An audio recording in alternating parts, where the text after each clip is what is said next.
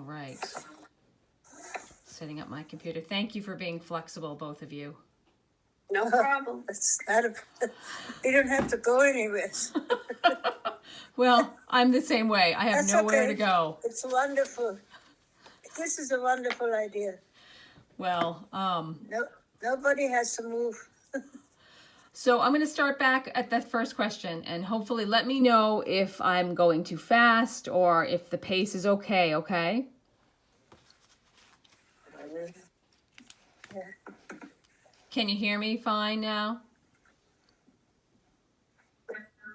It's good so far. So, what was your life like before the war? We had a normal life. I went to elementary school, mixed Jewish, no, and I played with non-Jewish people, and I had a normal life with everybody, like children supposed to have. And it didn't. Was a wonderful thing until after the Crystal Night.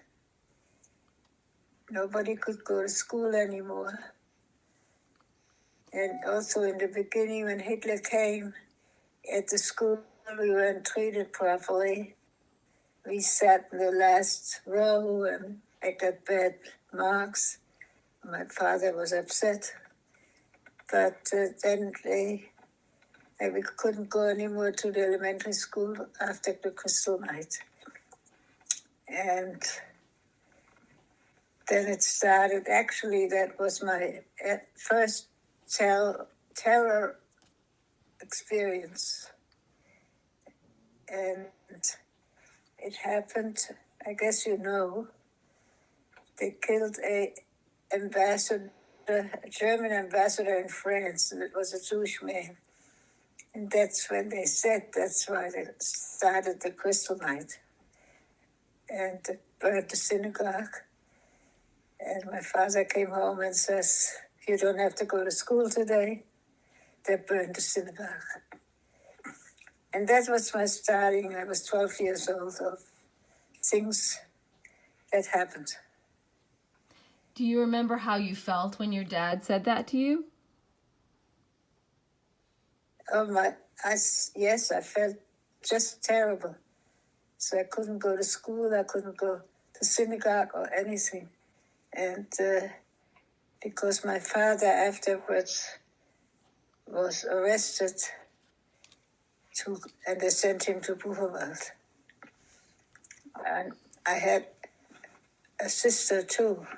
My mother was standing there with two girls, and my father was first, he was hiding, and then they came back and sent him to Buchenwald.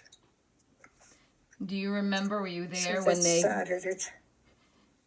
And they damaged everything. Do you remember when they came to get your father? I didn't hear you. You faded out again. Sorry about that. Do you remember when they came to get your father?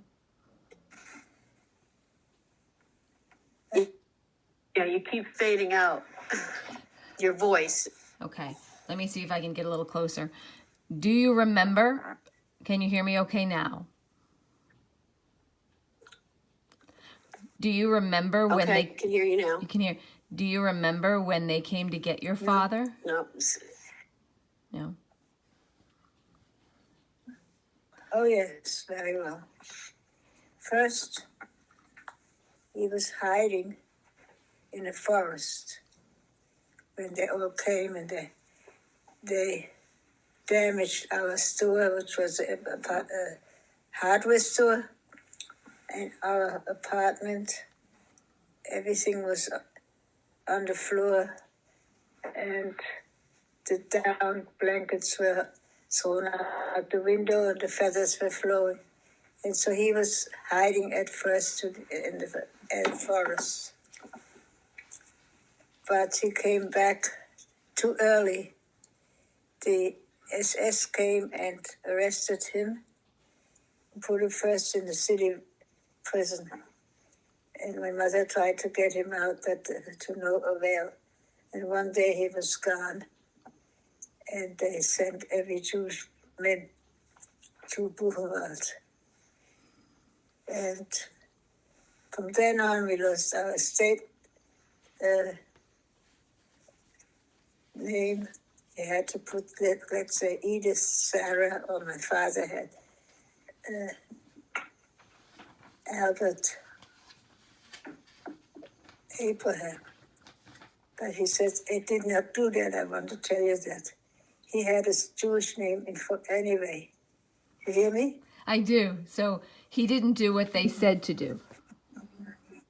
Yes, so that he put his special Hebrew name, Albert Zadok. That means the right one. And I'm not. So he says, I have a Hebrew name. That's what I'm using. And these things went on, and I had no more school for a while. And it was November 10th, 1938. And then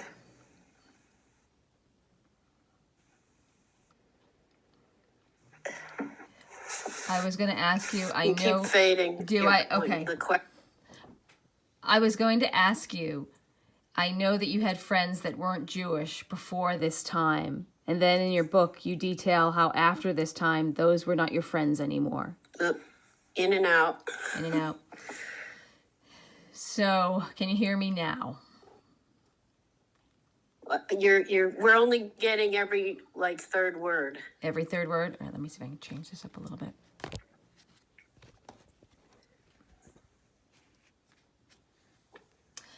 Guys, is everybody off the internet right now? Yep. Okay. All right, we've shut people off the internet, so my hope is you're going to see a difference.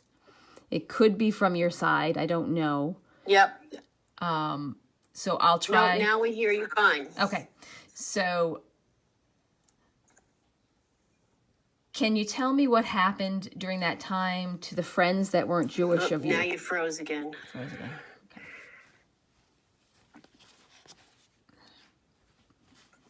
I wonder if I should just call you Say on that one question again. So, no, I hear can you hear me now? the friends. Yes, Yeah. I can hear you. Okay. My friends, you mean the non-Jewish friends? I was not allowed to speak to them. I had a lot of friends that were not Jewish, and we weren't supposed to speak to it.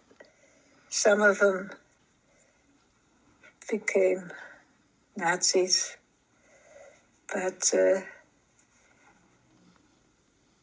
I can't hear you. I can hear you fine. Oh, Okay, so you keep talking. yeah. Oh, okay. So, and of course, I wasn't anymore in the elementary school, and they tried to open up a Jewish school where the teachers from the elementary school weren't teaching anymore. So we had all these teachers in the Jewish school, and that was actually a very good thing because they were so intelligent in teaching English and French and Hebrew. I had a good education when they taught. And then in Berlin, the Jewish organization said they can send out the children to England. And we sent in, yes. So I was supposed to go, and my sister went.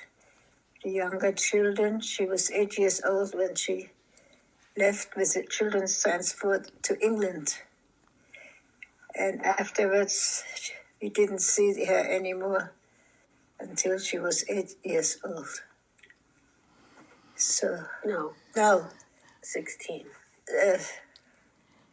8 years we didn't see her. She was 16 years old at that time. And I still now, when I think about it, how heroic and how my parents could do a thing like that. But that was the only thing. And I was also on that list. And I supposed to have gone to America, to Cincinnati, to a family. But we got a letter that they don't accept anymore in America. The Senate here didn't allow it. So that's why I had to stay.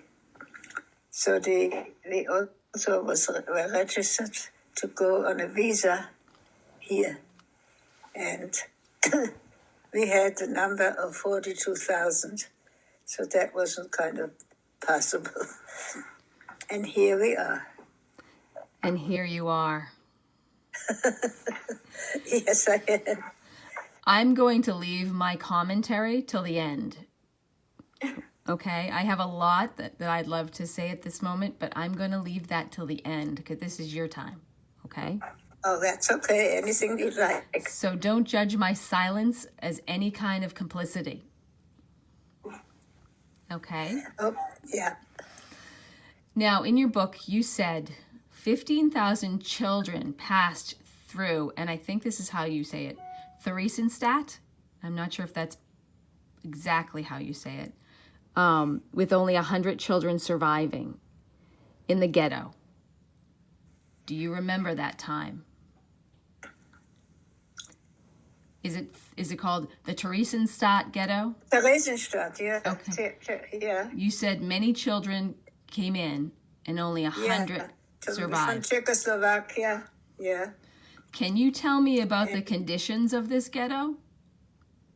That ghetto, as I said, it was a example how nice it was. Model. A model. But it wasn't.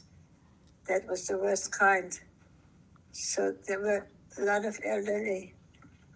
When we got transported there, our rabbi went with in this transport, and to begin with, we were in a regular train at that time, and we were collected in a slaughterhouse in Düsseldorf, and all the villages nearby. We had about 1,000 people there, and I didn't like the odor there. And so we waited for another train, and that train sent us to Auschwitz.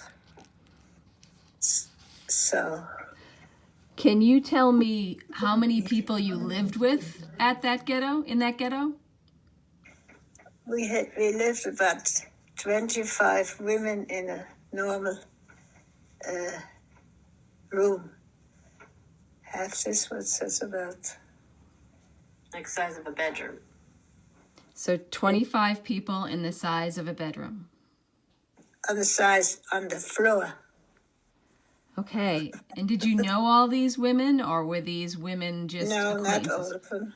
Okay. There were now other transports too from Vienna and other.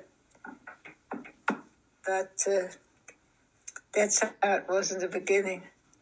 And we could, they took all our luggage, we didn't have anything anymore. So my mother, I worked there in a kind of an office, supposedly. And my mother was always ahead of things. So she used to be trying to support the food that we get. Also, we stood online and for the food. And it was, everybody was egoistic. Some helped, which was my mother, and some of them make believe they don't know us. And this is now everywhere here. And I never expected that either. But, Can I ask you a question? yeah, So when you say people pretended like they didn't know you, were those other Jewish people or were those Gentiles? friends Friends. before, because they were egoistic and they try to do things that's not supposed to be. How did your mom keep your spirits up? I know in your book you talk a lot about having each other. How did you keep each other's spirits up in the ghetto? It wasn't easy, that's for sure, but we were both positive thinkers. And we also, of course, want to see my sister eventually, if possible. But we were not, we had to think ahead a little bit, and it helped. So. Can you tell me what you typically ate too in the ghetto? What did you eat? What I ate, I was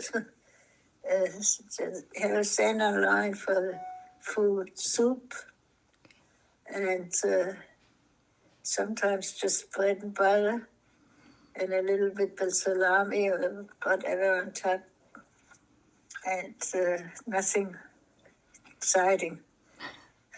I came out of that camp, I was 60 pounds. Oh, good Lord. But I had so many other camps. It stayed in Paris in 1942, about 2 years almost. In 1944, we were transported. When you were in the ghetto, and I'm going to get to Auschwitz, believe me, if you have the moment. Oh, that's okay. I wanted to say, when you were in that ghetto, I know you were young. Did you see people get hurt? Did you see people get harmed? Yeah. You did. Oh, sure. My father died there. I shouldn't say died because he didn't have help. He had bladder infection, and only thing that was good is that we saw him, and now we know that he did die, and we could see that. So, but otherwise, no. The transports went out, and the rabbi from this book where he came from. So when they have the dead people on the wagons, he walked back inside of it and said the prayers. It was a try, and that was giving us hope. Yeah. Were there people outside the ghetto that risked their safety to help you in any way? Later on, a little. Not until I was in, I didn't know anything. Okay. So that was, no. Mostly, I think the Czech Jews had some friends. They gave them something, but we didn't know anything in Czechoslovakia. Okay. And I remember in your book reading about how the Red Cross was coming to visit the ghetto and how the Nazis fixed up the ghetto or kind of made it nicer just for that visit. Can you tell me a little bit about that? The Red Cross. Okay. The Red Cross came. And I don't know, it was the German Red Cross, I suppose. Everybody had to stay in the house, and they fixed it up, and they made stores to sell clothes, of course, that they took from us. And they had toys for the children, and the Red Cross, and so we couldn't go out at all. And the Red Cross could march, drove through, And that was the end. Nothing happened, and they closed everything else. And that was that. So it was a So, big lie. a big lie, and they showed it in the movies, how wonderful it was. They had, the children had a playground and all that stuff. After they went, everything was gone. So you were a teenager throughout most of this. Yes. I know you were Yes. working in the ghetto. Did you have friends? Did you ever have a chance to be a kid at all? Yes, I had friends, but that was very hard to take, because you had friends and all of a sudden they weren't there anymore and they were transported. So And I was going to go on transport because my friends, and so my father said, no, you can't do that. So what happened was I had a growth on my foot, and they took me to the hospital, which was a surprise. And they really operated on it. And the doctors weren't allowed to do it. So, but we had a very nice doctor who did it on me, and then I went home on the trolley. that must have been So- a nice, was it nice to It go on the was. trolley? Kind of felt a little bit like you could be in the world. Yeah, of course, you got something, that's okay now too. But my father said that wasn't better anyway, and they didn't send us on their transport. So the first transport out of this book was to go to Riga. And most of my friends went there. That's good. So that was in the winter of 1943. The winter of 43. So Riga is in Latvia, And when this transport arrived, they let the Latvians, the Jews, had to leave in a hurry, because I know it from my husband, as I tell you later. When they went there, they saw still the table set to eat, and they just took them out. So, and put the other transport in. Okay. So, How are you doing? I know you want to take a little break, or you want to keep going? I don't care. If you Okay. want. Yeah, you want a glass of water or something? No, I've got water here for her. She's good? Fine. Okay, all right. I want to I want to be empathetic. liquor. It's going to get more fun when you're drinking that, right? So, and thank you for answering my questions again, because it's hard to ask them. I can't even imagine living them. So, so in your book, you also detail that you were around 17 when you were transported from the ghetto to Auschwitz. Can you detail that transport for me? What that was like? 17, was I? 44? Maybe I was born in 26. 16, 17? No, maybe you're younger. Younger. You're younger? Okay. Yeah. Oh, I was 15. A teenager. So you were a teenager. Okay, so you're about 44. Sure. 15. It says 18, but 44. It must have been earlier. Earlier. It was earlier. Earlier in 44. months before. So you're about 15? 16. You were 16. Okay. Oh, wow. Okay. Something like that. Okay. 16 years old.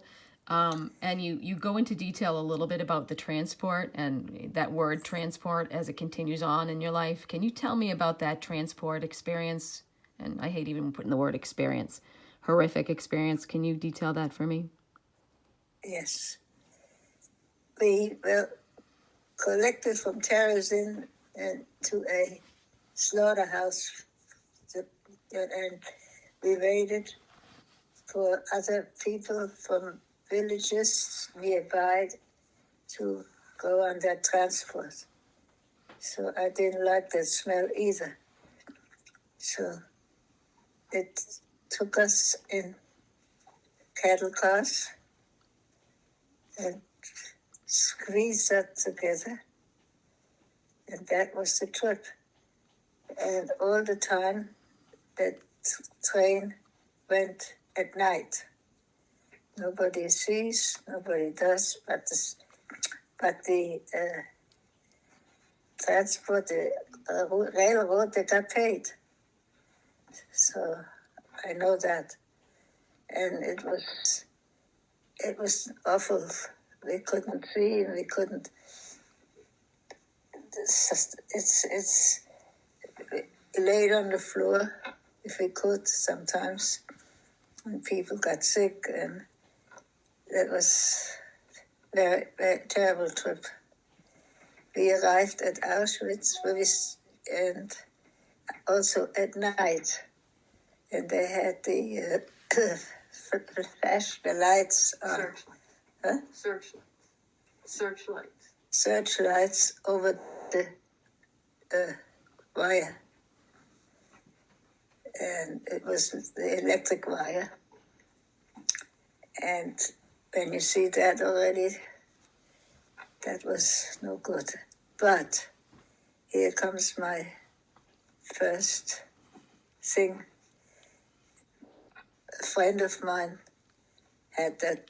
was reading those trains, and he saw me, and then we had a walk to the camp, wherever, and he told me everything what was going to happen.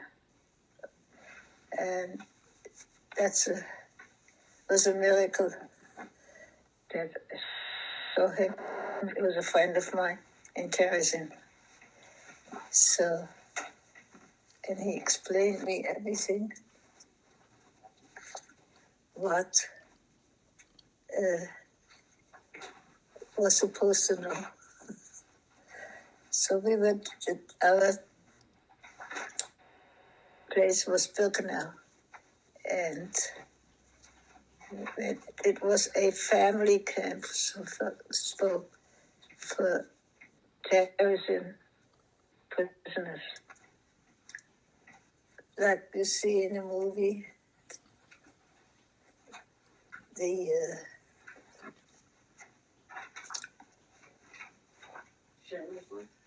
The beds of,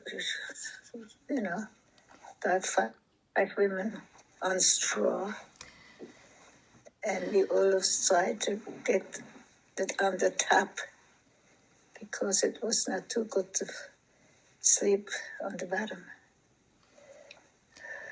I have to tell you that.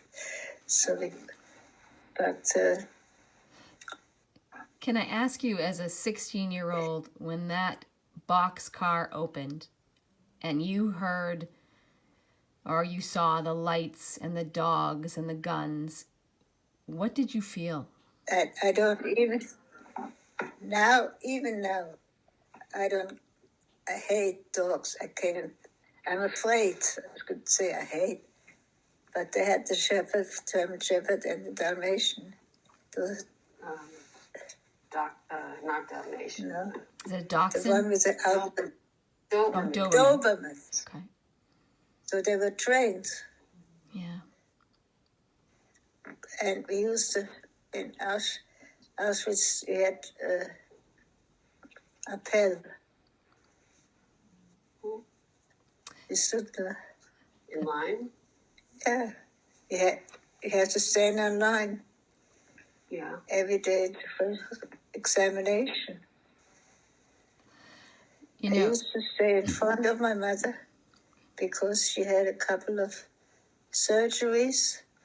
And they would try to cover them because it was naked. So you had to stand in your birthday suit in front of all these people and all those men. Everything. Yeah. And they laughed, And they laughed. of course. They thought it was funny. It must have been.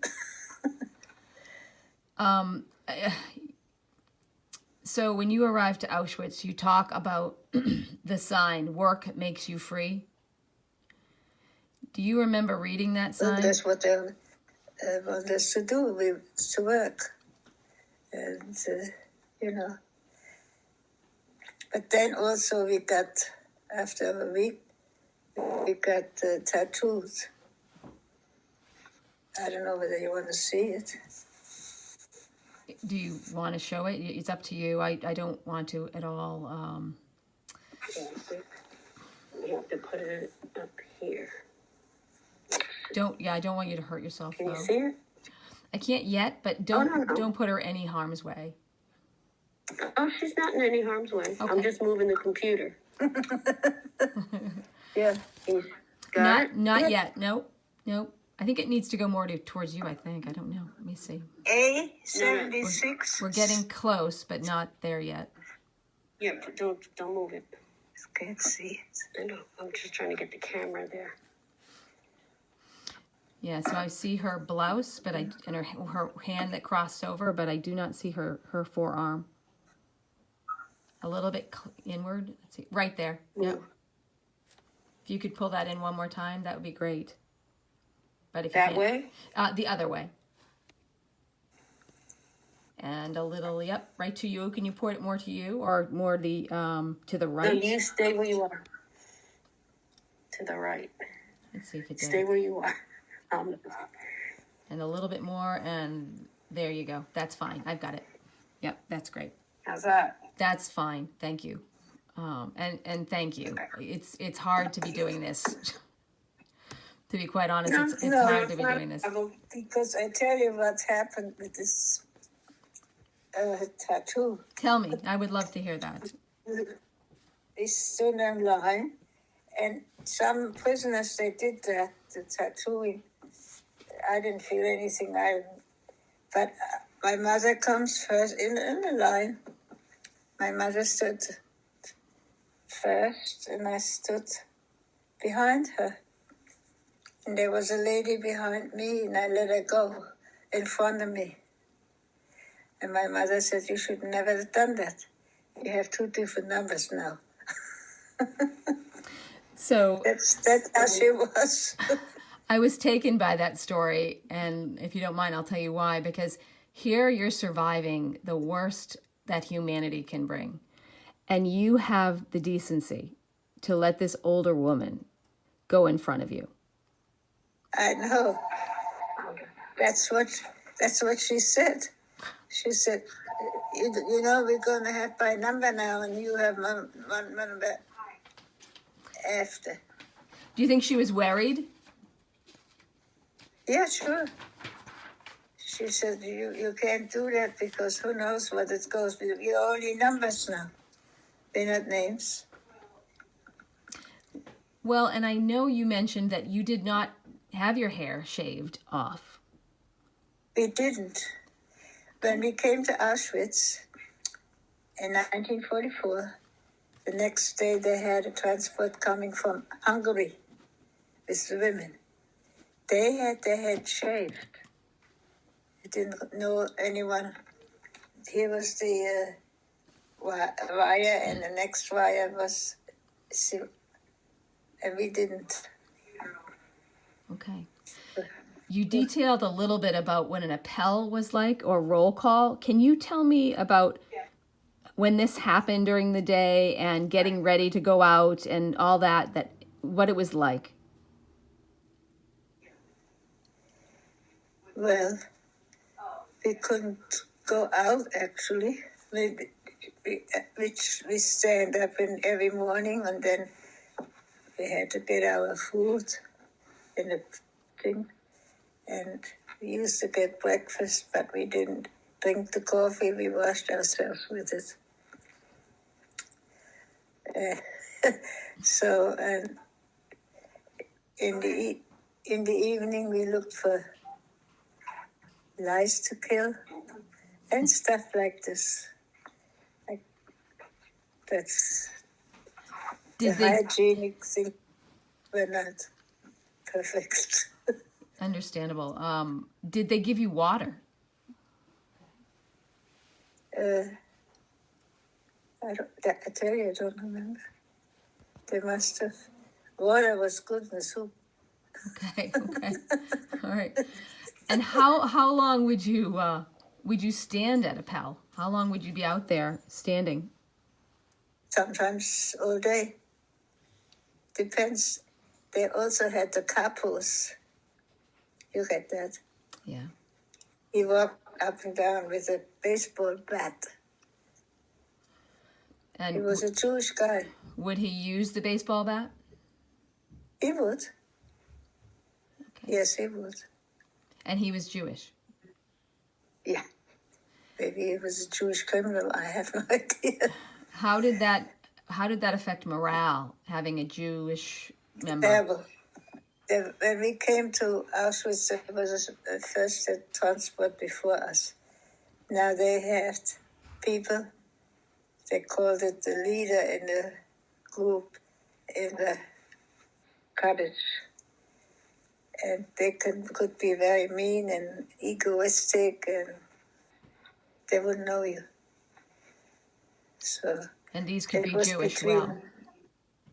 could be between Czech Jews and German Jews and Polish Jews mixed. So I was wondering, I know there were probably Nazi women as well as Nazi men in the camp. Were there any, what were they like? What were these Nazi people? These Same like Nazis, okay. even worse. So the women were even worse. Polish. Tell me what Polish made women. what made them worse? They didn't like the Jews either. Okay. Right, but what did they do that made them worse than the men? Well, they had also bats in their hands, and sometimes they watched everything when one time the food came in barrels, and I saw them gonna go another time. The second time, she recognized me and put me in the barrel. So they So recognized that- you and they put you in the barrel? It's the head, the face. That's kind of thing. Did that scare you when they did that? Yeah, Yeah. And then did they Sure. let you go? it was hard too. Yeah. Okay. Were there any acts of kindness at all in the camp? It was a camp nearby of soldiers, German soldiers. And when we marched, it was not in Auschwitz, it was a little further, but when we walked, they ruled me out. I guess I was very small. And they gave me their lunch. And they found that out, and he went to the Russian front. So the man So- that gave you his lunch ended up going into the front and probably lost his life? Yeah. Yes, it was a German soldier. Okay. You talk about your mother in Auschwitz, and she got into a fight about some bread that she'd hidden. Can you tell me about that story? Yes, there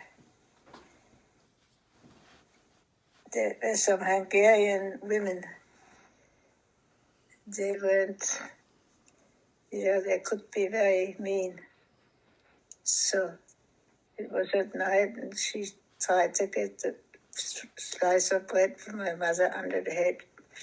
He scratched it, that gave infected. Sounds like your mom was a fighter. Yeah, she is. So She did a lot for me. she hid that bread for you. Is that what you said? Oh, sometimes, one time he did because it was September and it was my birthday, so she gave me bread. Yeah. Sounds like a great mom. So So yeah, she. sorry, this delay sometimes makes me ask questions instead of letting you finish. Yeah, it's okay.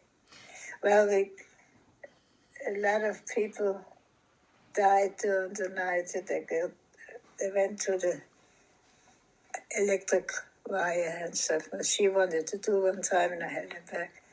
And things you don't know what comes into your head, and you just do it. So it sounds like you were good for her too. I guess so. Can you tell me what a typical day is or was, not is, but was in Auschwitz? Like you got up and what you typically did during the day? Stand up hell, naked. All day. And then once they marched us towards the lake. Those were all young kids, soldiers, as they laughed how we looked.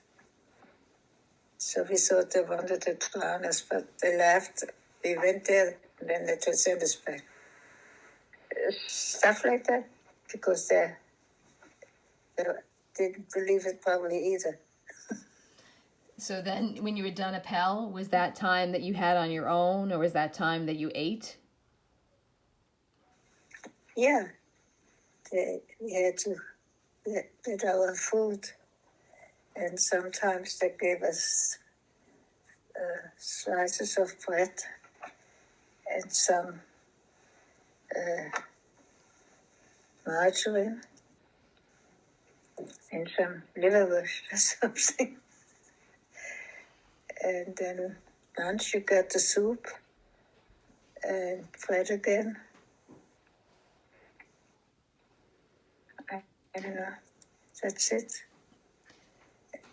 So I was going to say there was another very poignant passage in your book that talked about working in Auschwitz in a children's barracks. You were working in a children's barracks.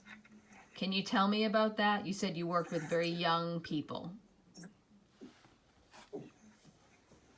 Oh, that was intelligent. Okay. And you said it was hard. Children, yeah, I took care of them. They were intelligent. They said they tried to hide things from the children. They lived in separate barracks, but so we protected them from things. But one day they were gone. Did you play with them? Yeah. Is that what you did?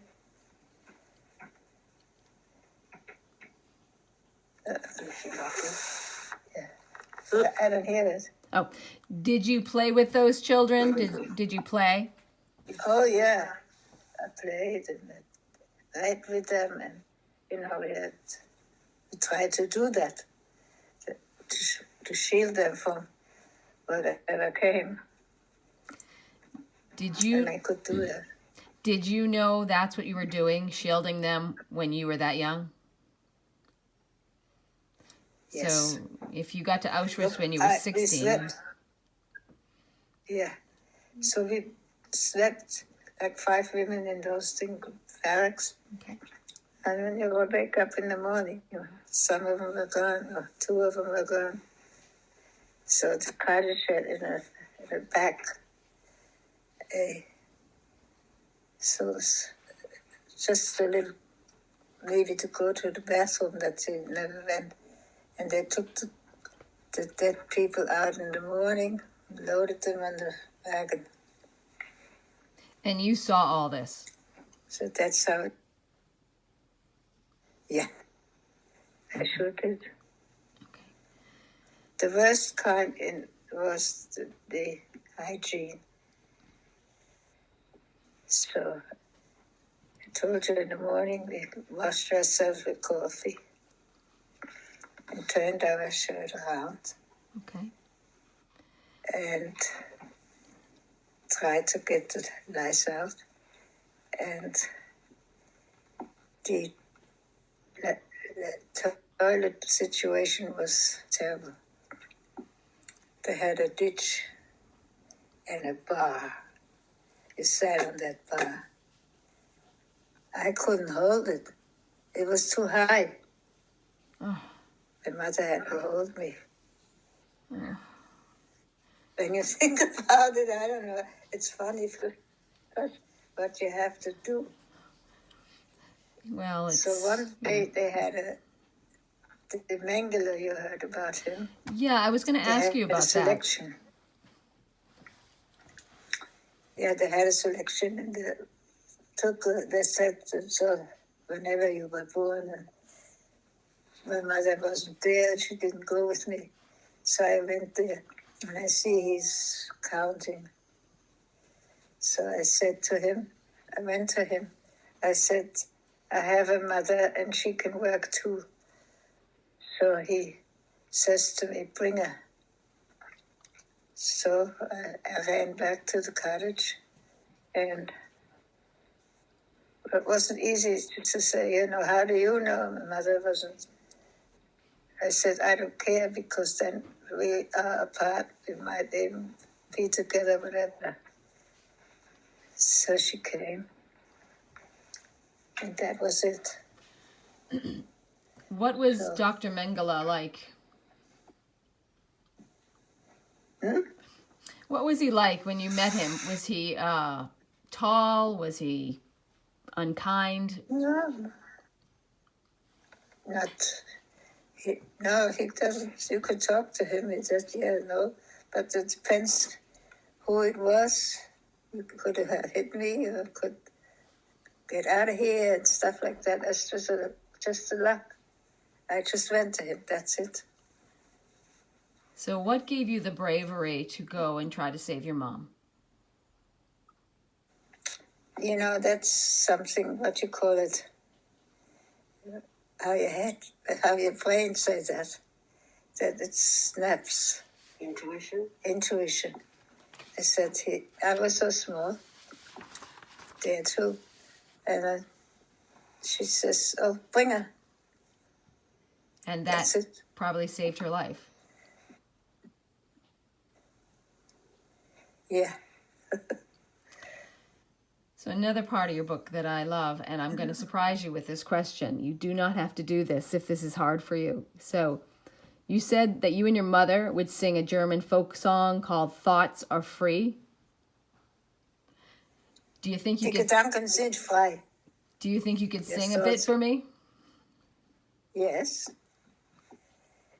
Die Gedanken sind frei, wer kann sie erraten? Sie fliehen vorbei, wie Soldaten. That's good. That's what it was. Thank you. Thank you for doing that. I am a musician by heart, so. I have to just throw in here, she did a talk once at SMCC, and students from an Augusta school system came down, and they had learned the song and sang it at this presentation. That's pretty darn cool, huh? Yeah, it was a middle school from Augusta. Yeah. I just have to say that... and they had, like, instruments and everything. They played it. They played it and sang it. Well, how did that make you both feel? It was nice. Yeah. It was really nice. I wished I had filmed it. I think I might have gotten a piece of it. It was kind of before all the technology. I went in Yarmouth to high school. When I didn't live here yet, I visited my daughter, and they became friends with the teacher's daughter. And they talked about that, and she says, "Oh, your mother can talk." So I talked every time I came here for 20 years. I'm not surprised. You have a lot of chutzpah. Not so much. So I have a few more questions. Are you up for it? Sure. Okay. My sister went to Brandeis University, and so Okay. and New I York. Yep. Well, this one is in Massachusetts, and so That one, yeah. so we had we were very what is it? We had many friends of the family that were Jewish, and we celebrated all the Jewish special days and holidays. And we were Catholic. We are Catholic. And so, but I remember I told your daughter that I was so jealous of all my Jewish friends because you have the coolest ceremonies. So I'd always tell my mom, Mom, why can't we be Jewish? She's like, oh, Yeah. So there's hope for me yet, maybe someday. So we're getting to a big question, and it's one that really stopped me when I read it. So I'm going to read it to you and see what you think. You explain about the red brick house and the White House. And you explain what they were used for. And you are brought to this chamber in the red brick house, and you're told to do things. Can you explain that from beginning to end, what happened when you were taken there and what was asked of you? Well, we had a shower. We were supposed to have a shower. That would be wonderful. And so we went in that house, and they had benches, and it looked like showers on the ceiling. And we waited, and we waited. My mother says, "We don't have towels, we don't have soap." I thought we're going to have shower. So then they all released us, and it had closed all the iron doors and stuff. And then they said something wasn't working. It was the gas chamber. You talk about hiding a comb that was your family's. Can you tell me about that? Oh, the comb. Hiding the comb. Oh, yeah, that was my comb. It was this, but they broke up in pieces, and they folded. It was a folding comb, a traveling book. So I have it in my hand. Do you still have it in your family? I'm getting it. But you you're can't getting it. even realize that. It's in a bag there. What's left of it. Wow. That's it. So I would go in front of, oh my goodness. Okay. it folds like that, Okay. and then it would go in her hand. Okay. If you want to hold it up like where your mom's face is, if you want to bring it up a little bit more, just towards her face. Oh, wow. It's beautiful. In its day, it was very beautiful. Yeah, and then it would fold. Okay. It has no And more then, teeth. and then she'd hold it in her hand. It has no more teeth. I can't imagine why that Yeah, is. it used to have, the comb part would be in here. Yes. Okay. Both. Thank you both for showing me that. Thank you. I'm sure that is a family. While I'm in the bag, Yeah. here's her star. Oh, good Lord. Nobody should ever make Sorry, a star. you can't see it there. It's too low. Can you see it? No. Almost, if you want to, oh, wow. Okay. Yeah. Do you want to hold it up to the camera off your mom? Would that be okay? That's great. Thank you. That's all that's needed. Thank you. I am so humbled by that. Oh my goodness. And this is one of the shirts. I guess I can try to hold that up. Was this her mom's? I think it won't be. It'll be in front of your face for a minute. Huh? I'm sorry, Edith. Here's the third. Oh, wow. Oh, my goodness. Can you see the holes? I can't yet. It takes a minute. The screen's a little sloggy right I'm now. not in front of the camera. Hold on. That's my mother's, not mine. Oh, I see them now. Yep, I see them. Wow. Huh? That was your mom's. She got it. I got it. I did. It's on delay. Um, Okay. That's the artifact. okay. Thank you for that. It's hard to talk through that, actually. I can't imagine. I just can't imagine. So I only have a few more questions, and then I want to just say a couple things. But how did you stay sane in the camps? And how did you stay warm? Warm, I don't know. Yeah, doesn't. I stayed sane because things happen and it says, oh, this is one is alive and this one is alive and maybe it happens to me too. And I just planned to think that we see my sister again.